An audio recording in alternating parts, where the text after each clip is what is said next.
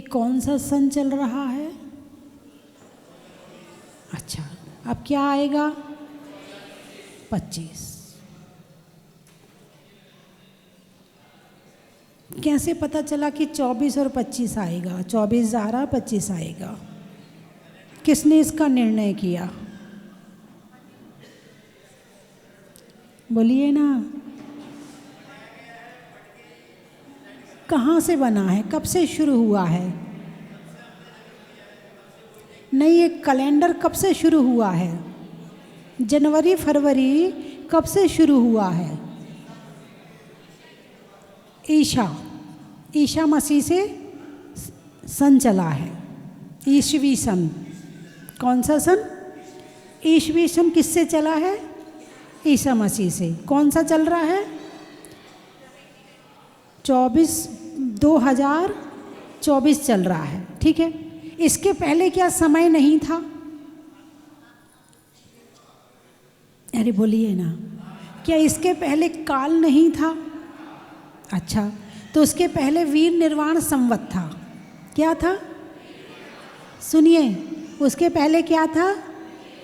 वीर निर्वाण संवत था। वीर निर्वाण संवत कौन सा चल रहा है? 2551। कौन सा चल रहा है? 2551। कब से चला? किसके कारण से चला? नाम क्या है? वीर निर्वाण संवत। तो कब से चला? किसके कारण चला? भगवान महावीर जिस दिन मोक्ष गए तो उस दिन से वीर निर्वाण संवत चला। तो क्या इसके पहले समय नहीं था? क्या इसके पहले काल नहीं था? अरे बोलिए ना।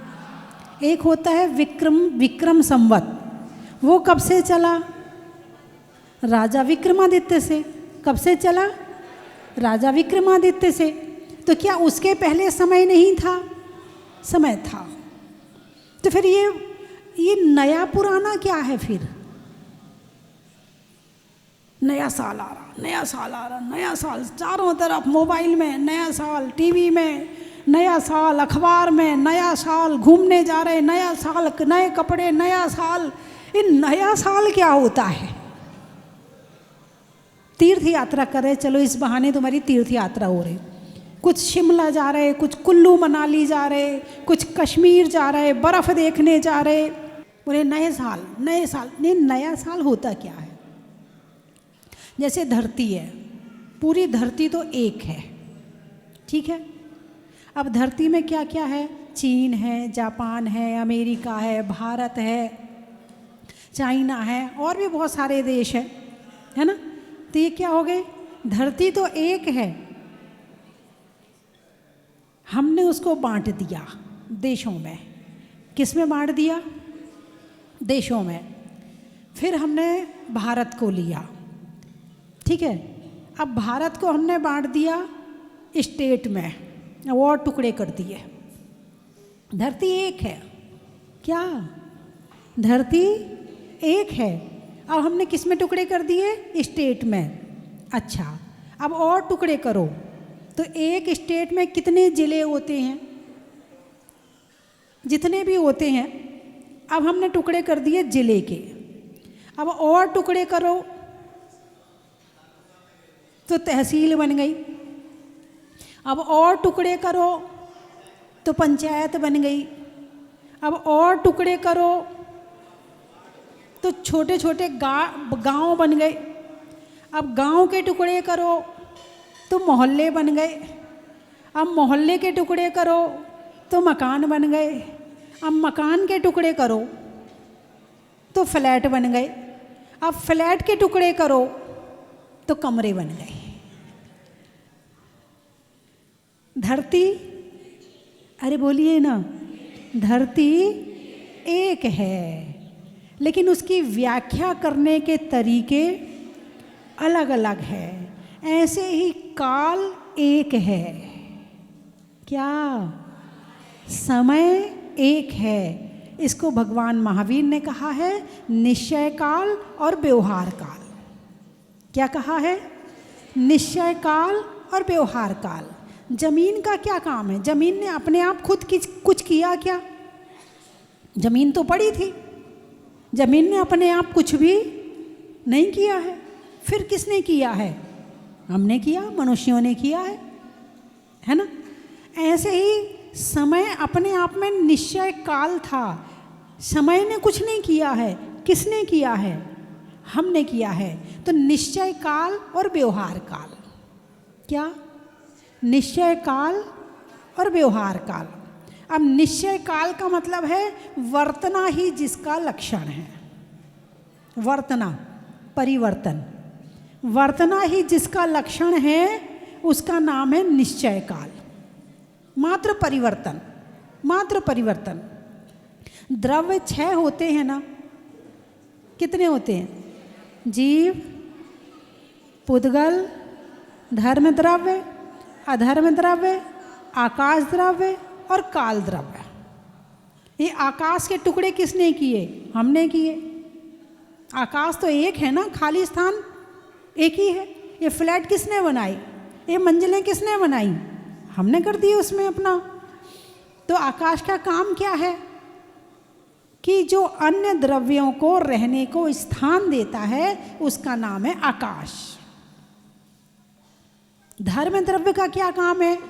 चलते हुए जीव और पुद्गल को चलने में जो सहायता करता है उसका नाम है धर्म द्रव्य। धर्म अलग चीज है और धर्म द्रव्य अलग चीज है। अधर्म द्रव्य, तुम बैठे हो, किसकी सहायता से बैठे हो? अरे बोलिए ना। अधर्म द्रव्य जो ठहरते हुए, धक्का नहीं मारेगा, तुम ठहरना चाह रहे हो तो वो सहायता करेगा। जैसे पानी में मछली है, पानी में मछली चलती है कि नहीं? तो पानी मछली को चलने में सहायता करता है, सहायता करता है ना। लेकिन यदि मछली ना चलना चाहे तो धक्का नहीं मारता। पानी धक्का मार के चलाता क्या मछली को? नहीं ना। चल रही है तो सहायता करता है और नहीं चल रही है तो धक्का नहीं मारता। ठीक है, ऐसे ही चलते हुए जीव और पुद्गल को चलने में जो सहायता करता वो धर्म द्रव्य है। अब जैसे कि एक पेड़ है, छाया है और एक आदमी धूप में जा रहा है। अब धूप के जब पेड़ दिखा, छाया दिखी तो जाके खड़ा हो गया, आनंद आया, अच्छा लगा। उस पेड़ ने बुलाया क्या? अरे बोलिए ना। नहीं ना। वो खड़ा हो गया तो उसने धक्का मारा क्या? लेकिन वो ठहरा है तो सहायता कर रहा है कि नहीं कर रहा है? कर रहा है ना। ऐसे ही ठहरते हुए जीव और पुद्गल को जो सहायता करता है उसको अधर्म द्रव्य कहते हैं। और जो परिवर्तन करता है, कराता नहीं है, परिवर्तन करता है, उसमें जो सहायता करता है उसको काल द्रव्य कहते हैं। और जीव और पुद्गल को समझाने की जरूरत नहीं है, आप जीव हैं और जो कुछ दिख रहा है वो सब पुद्गल है। ठीक है, समझ में आए? 6 द्रव्य समझ में आए? अरे बोलिए ना। हमारे युवाओं को समझ में आने चाहिए, उनको समझाना बहुत जरूरी है। तो काल द्रव्य, अभी नया साल आ रहा है। कौन सा साल आ रहा है? अच्छा, वो नया आ रहा है तो कौन से कपड़े पहन के आएगा? नए कपड़े पहन के आएगा, है? नए कपड़े पहन के आएगा, नई चीज़ें लेके आएगा, ऐसे कुछ है क्या? नहीं, हम वैसे खुश होते रहते हैं। तो इस काल के टुकड़े हमने किए।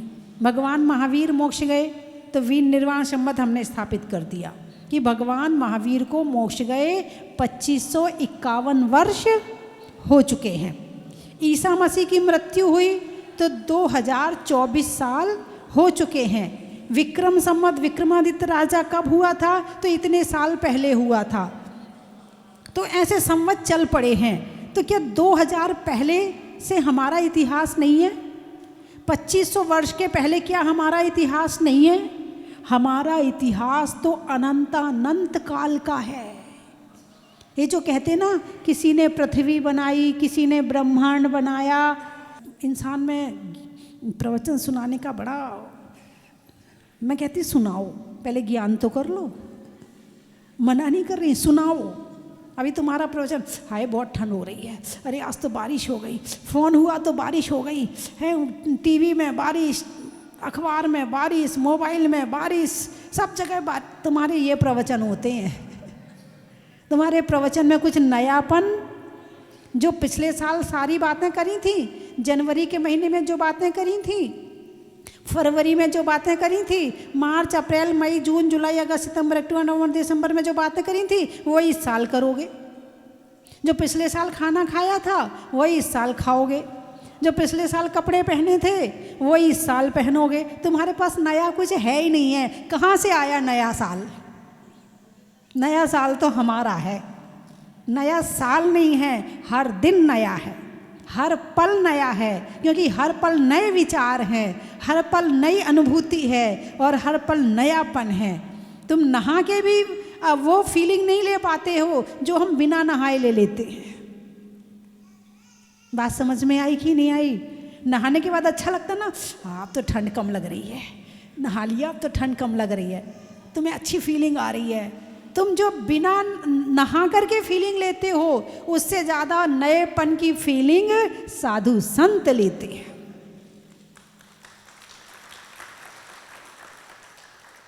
तन की शुद्धि स्नान से, धन की शुद्धि दान से और मन की शुद्धि ध्यान से। क्या?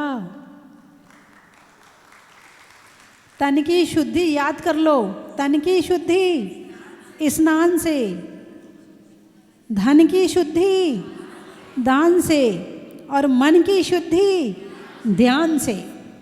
जब नहाते हो तो एक अच्छी अलग फीलिंग आती है, दान करते हो तो अलग फीलिंग आती है, और ध्यान नहीं करते हो तो वो फीलिंग आप जानते ही नहीं हो कि ध्यान की क्या फीलिंग होती है।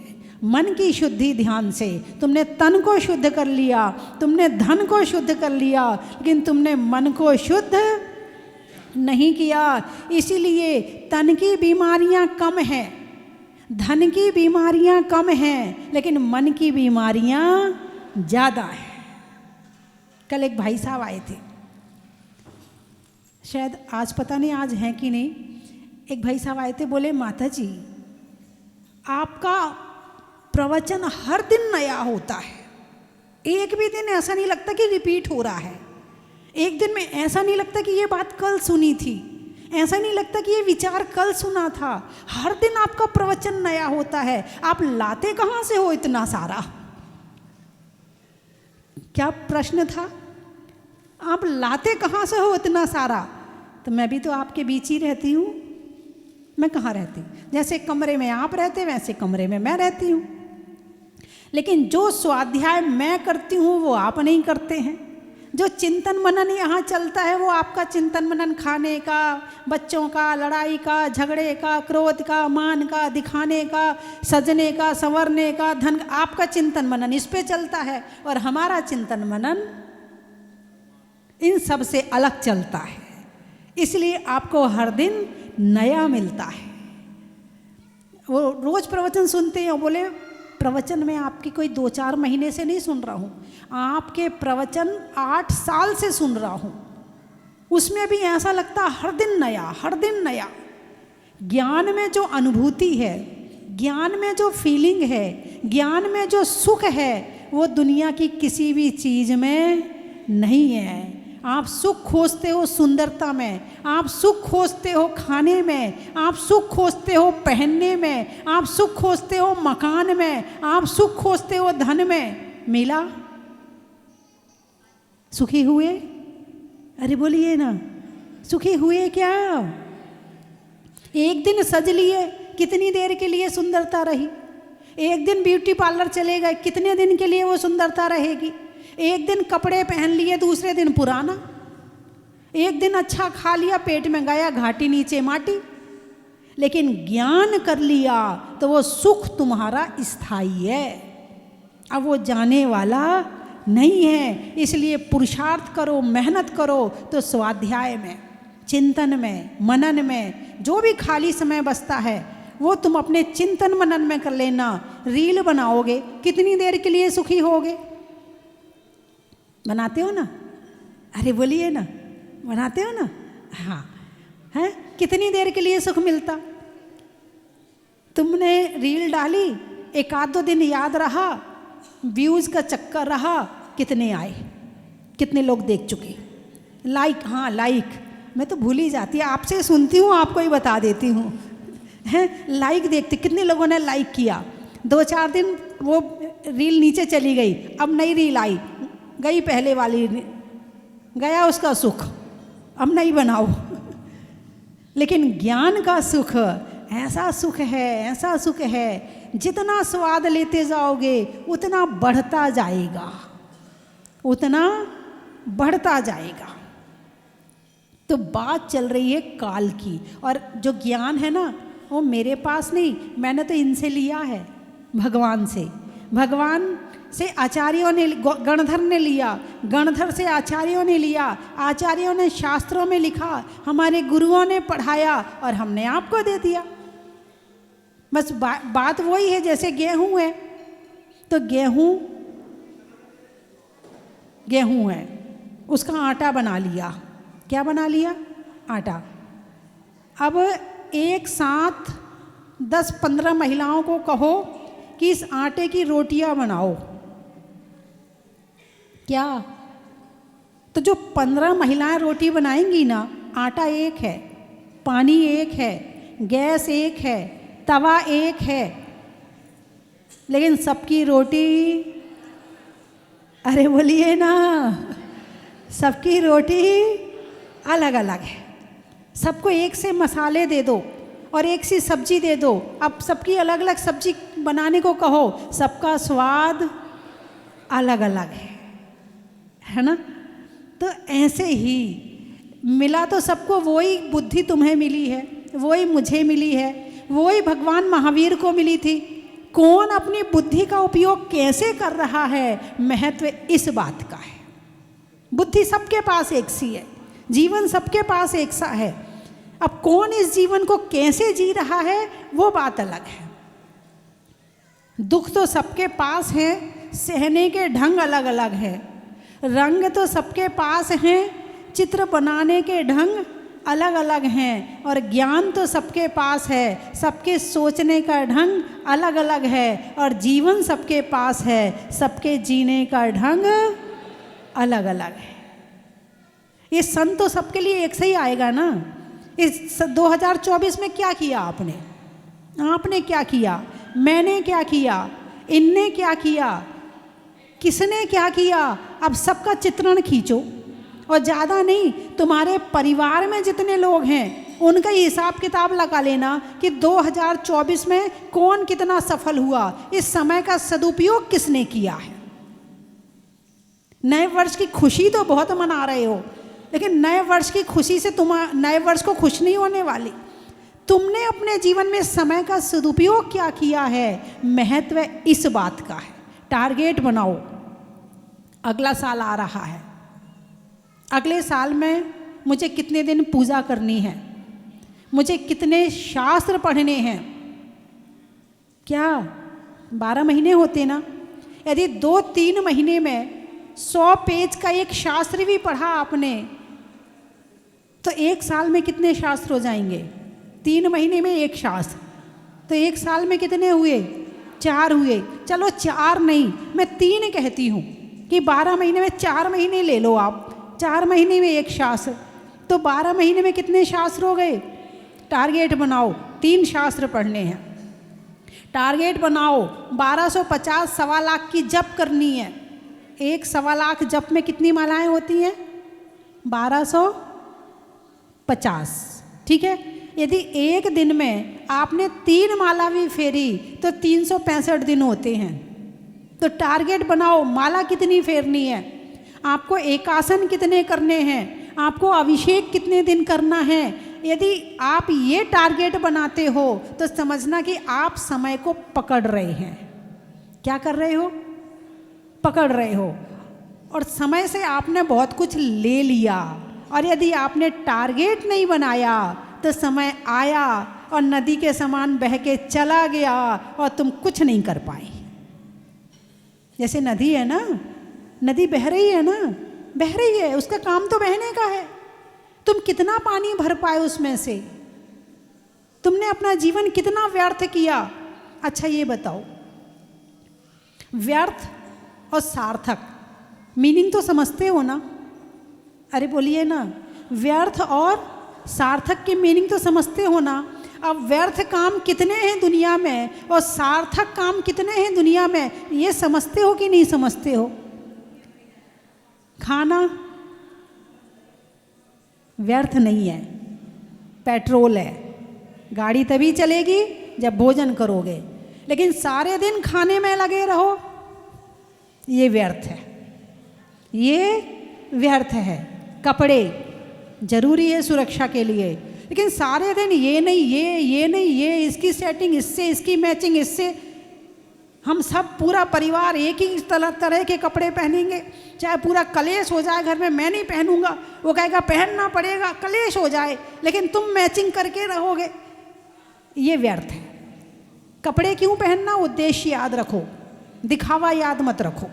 दिखावा में जाओगे तो तुम्हारा समय व्यर्थ हो जाएगा, तुम्हारे रिश्ते खराब हो जाएंगे। और यदि वास्तव में जीवन सार्थक करना चाहते तो इन बाहर की चीज़ों से मन निकाल के और अपने आप में लगाओ, तो ये समय सार्थक हो जाएगा।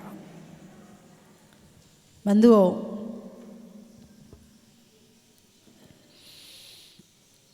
मेरी बात समझ में तो आ रही है ना? अरे बोलिए ना। मैं तो चर्चा करने बैठी थी समय पर, और चर्चा तो चली गई आप पर। मैं शुरू तो यहाँ से करती हूँ, पहुँच जाती है आपके पास। अब मैं क्या करूँ, क्योंकि आप ही मेरे सामने बैठे हो हैं। तो नया वर्ष आ रहा है, अब बताओ कौन सा वर्ष आ रहा है? नया वर्ष आ रहा कि नहीं आ रहा? खुशी है कि नहीं है? खुश तब होना जब अपना टाइम टेबल बना लो। आज कितनी तारीख है? बोलिए 28।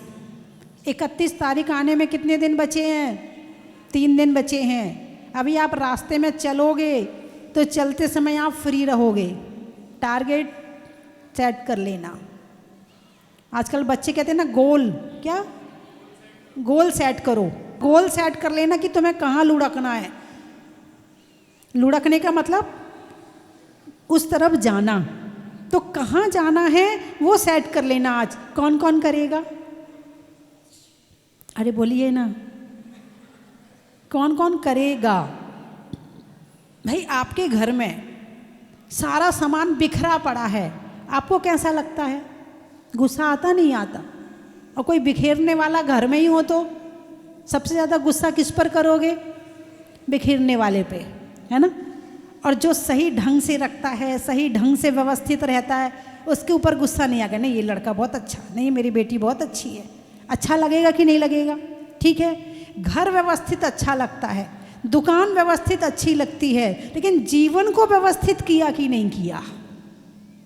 दुनिया की सब चीज़ व्यवस्थित चाहिए, मगर तुम्हें दिन में क्या करना है इसको व्यवस्थित किया?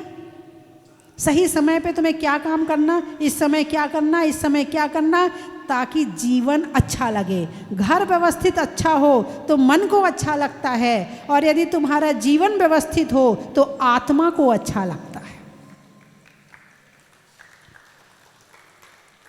इसलिए जीवन व्यवस्थित कर लेना। और 2-4 पॉइंट है, ज़्यादा नहीं है।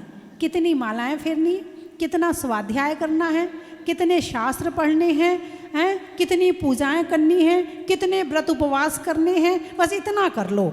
और ज़्यादा नहीं हो तो एक ही नियम ले लो कि माता जी आपके प्रवचन रोज़ सुनेंगे, मैं सुना दूंगी आपको घर आके, आपके घर आके सुना दूंगी। सुन तो लोगे ना? अरे बोलिए ना, कौन कौन सुन लेगा? घर बैठे कितना सस्ता सौदा है। हाँ, अब हाथ उठाओ।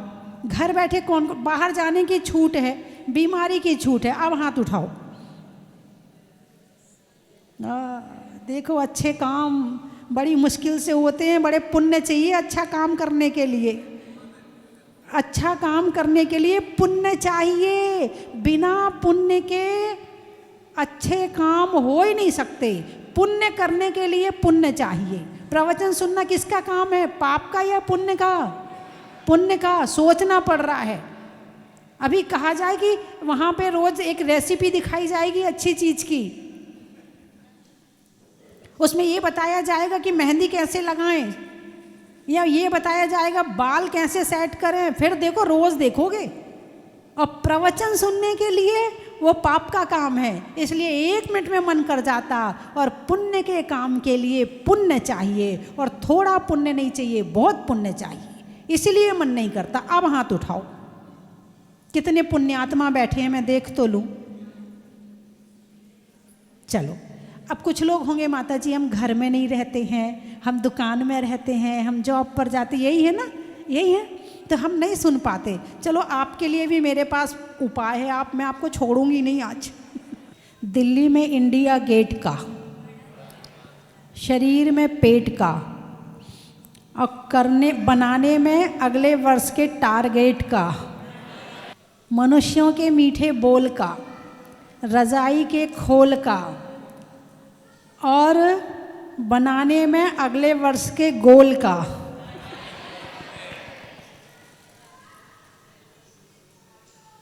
लेने में प्रभु नाम का, व्यापारियों में दाम का, और सुधारने में परिणाम का। क्या बात है, आधा मैंने बनाया आधा आपने बना दिया, बहुत बढ़िया। अरे वो कितनी जल्दी असर होता है ना। हिंदी में मात्रा का, स्कूल में छात्रा का, और आपकी जहाजपुर की यात्रा का। हवा के चलने का, बच्चों में पलने का, और आपके यहाँ पर रात्रि विश्राम करने का।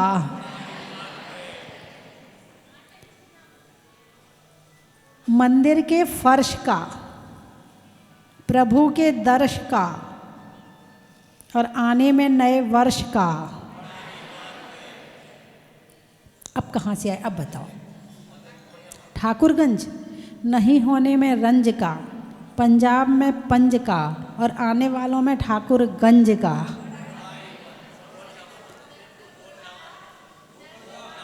गौर झामर, अच्छा। नहीं होने में पामर का, घरों में झूमर का, और आने वालों में गौर झामर का।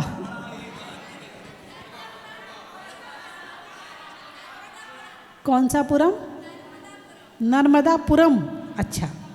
करने में धर्म का, नहीं करने में बुरे कर्म का, और आने वालों में नर्मदापुरम का।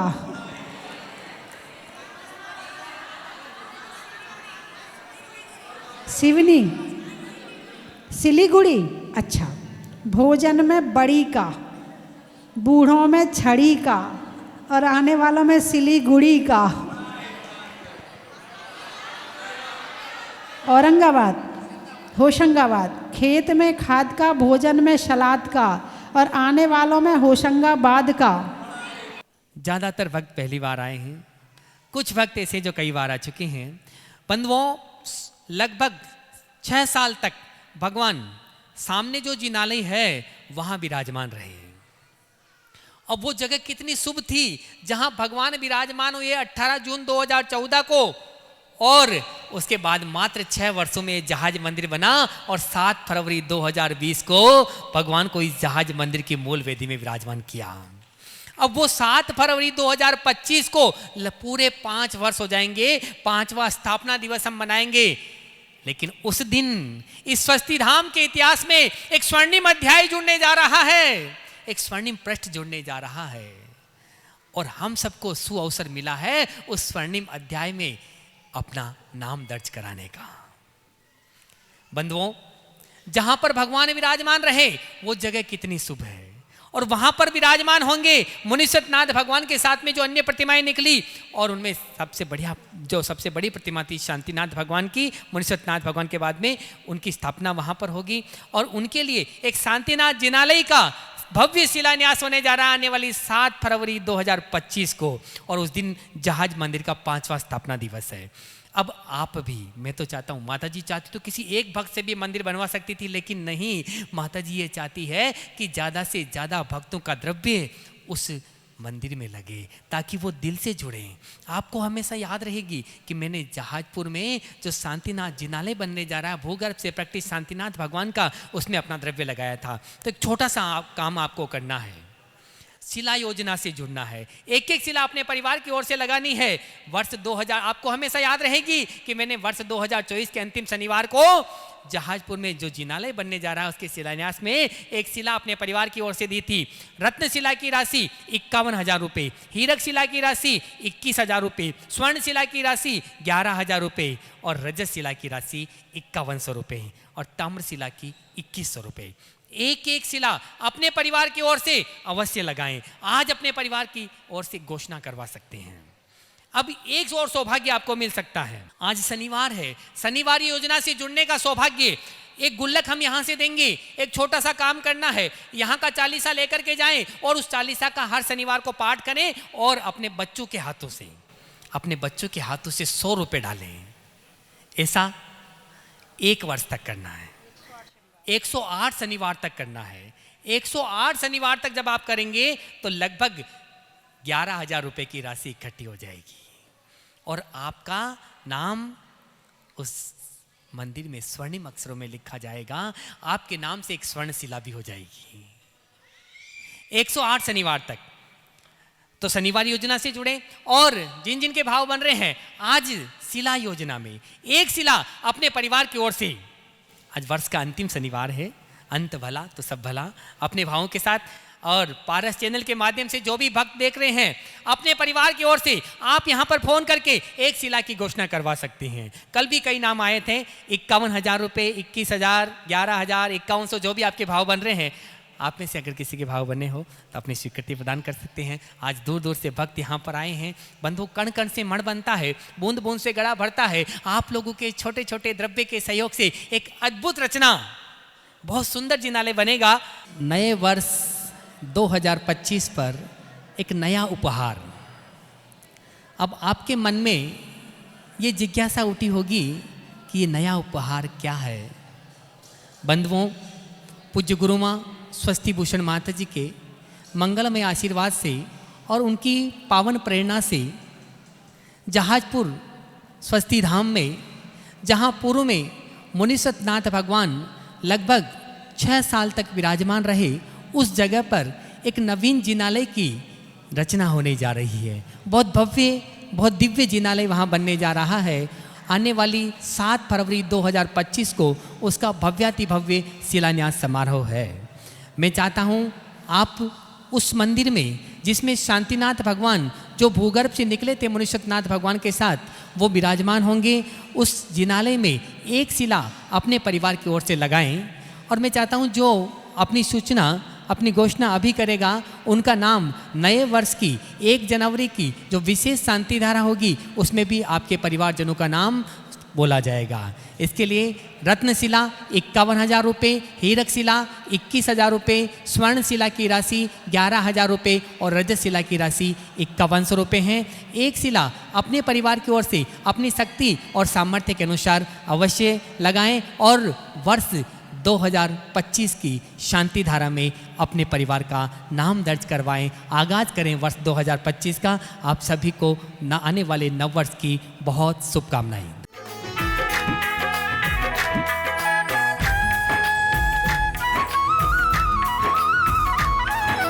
मंगलवार को मंगलकारी मंगल करने प्रगटे, दर्शन करते ही आशीषों के भंडार हैं भरते। मंगलवार को मंगलकारी मंगल करने प्रगटे, दर्शन करते ही आशीषों के भंडार हैं भरते।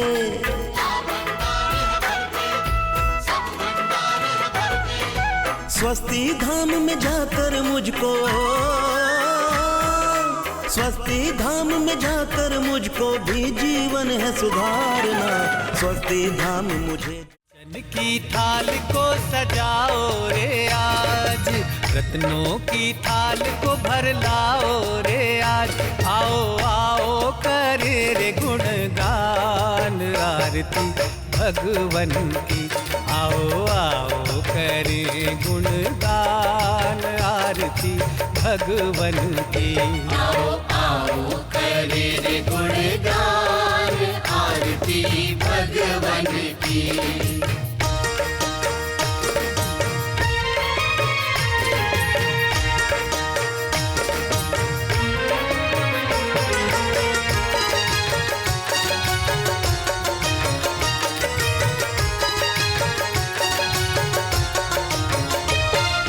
पिता सुमित्र के राज दुलारे, माँ पद्मा जी के नैनों के तारे।